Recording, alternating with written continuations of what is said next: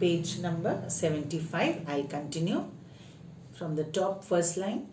Demosthenes did not hide his feelings from Satyrus. Now we read that Satyrus was following him and Satyrus was an actor. He followed him, and now when Satyrus started talking to Demosthenes, Demosthenes was very sad and he did not hide his feelings from Satyrus. Whatever he was feeling, he felt ashamed, he felt sad, he was in despair. He felt all this, so he discussed everything with Satyrus. He shared all his feelings with him.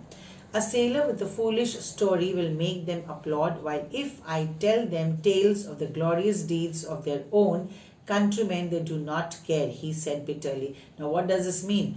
It means that if you keep on telling all rotten stories and all foolish stories, people will applaud, people will give a lot of clapping to such kind of stories. But if you stand there and you discuss something which is very true about their own people, about their own countrymen, they will not believe it at all. So when you have people like this, you don't have to get sad about it, who do not understand what the real stories are and what the real struggles are. So you don't have to get sad about these people, you don't have to feel bad that what has happened, because these people, they do not actually understand the real stories. This is what it means.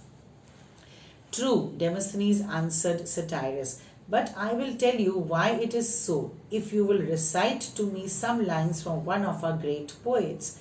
Then Demosthenes recited some poems to him. Him over here is Satyrus, okay? So Satyrus said that you recite some poems, and Demosthenes started reciting the poems for Satyrus. He spoke the words correctly, but his voice was dull. So when he was reciting the poem, Satyrus found that he was speaking the words very, very clearly and correctly. He was speaking the words correctly, but while he was speaking, his voice was very, very dull, very weak, very slow, very soft. There was no expression in his voice, okay? Basically, it means that. There was awkwardness. Awkwardness means that he was not free. He was not speaking freely. He was not reciting the poems freely.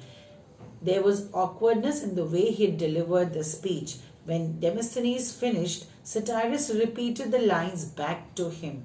Demosthenes stood still with surprise. He could not believe that they were the same lines. The actor's eyes flashed. His voice rose and fell, and his body swayed as he spoke. So when the same lines are spoken by Satyrus, Demosthenes noticed all these things. What were the things which he noticed? That his voice was rising and falling. His body was swaying from when he was speaking. He was giving very, very nice expressions on his face. The actor's eyes was flashing, and very, very powerful voice he was speaking with. So this was a difference what Demosthenes found in his speech and Satyrus' speech. It was very powerful, and he loved the way Satyrus was giving this or reciting the same lines.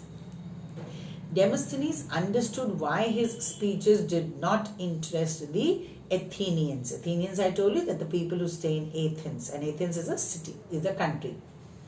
He realized that he must not only read or recite them, but also act them. So when Satyrus was delivering the poems, he was reciting the poems, Demosthenes understood that he should not only recite, or not only just read or recite the poem, but with the recitation he should give the expressions also. His voice tone should also change from high to the low pitch.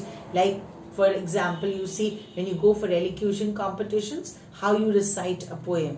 You know, you give expressions, you change your voice tone, you give expressions on your face. So that is what Demosthenes understood, that not only reciting the poem will do, but the variation of the voice, the modulation of the tone, the expression on the face, the glitter in the eyes, all that has also to be brought when you are giving the speech.